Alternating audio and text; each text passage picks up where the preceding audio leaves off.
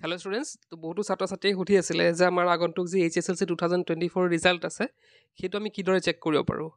তো আজি লৈ আহিছোঁ এটা সহজ পদ্ধতি, যোনটো পদ্ধতিৰ দ্বাৰা তোমালোকে ৰিজাল্টটো চেক কৰিব পাৰিবা। তো আজি আমি দেখাব গৈছোঁ এটা এপ, আৰু সেইটো এপ ডাউনলোড কৰিবলৈ তোমালোকে প্লে ষ্ট'ৰত যাবা আৰু প্লে ষ্ট'ৰত গৈ টাইপ কৰিবা। তো ইয়াতে টাইপ কৰিব লাগিব আমাৰ চেবা দেন ৰিজাল্ট 2024 এপ। তো এপটো দেখিছা তলত আহিছেই, তাতো কৰিব পাৰা। তো এইটো চাৰ্চ কৰাৰ লগে লগে তোমালোকে 2 নম্বৰ যোনটো আছে এপ 10-12 বৰ্ড ৰিজাল্ট 2024, তাত যাবা তোমালোকে। সেইটো এপত গৈ পেলাই তোমালোকে ডাইৰেক্টলি ইনষ্টল কৰি ল'বা। তো ইনষ্টল হৈ আছে, ইনষ্টল হ'ল। এতিয়া আমি কৰিম অ'পেন। এইটো চোৱা দেখিছা তোমালোকে, চাই ল'বা।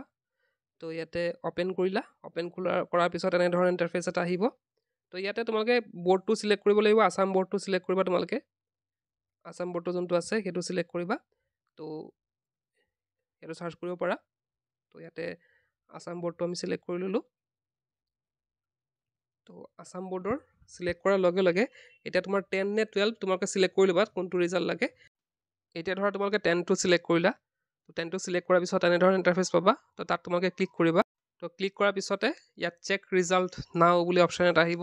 তো এতিয়ালৈকে ৰিজাল্ট ওলোৱা নাই। তো ৰিজাল্ট ওলোৱাৰ পিছত তোমালোকে চেক ৰিজাল্ট নাওত ক্লিক কৰিলে তোমালোকৰ ৰোল আৰু নাম্বাৰ দি পেলাই তোমালোকে ৰিজাল্টটো চেক কৰিব পাৰা।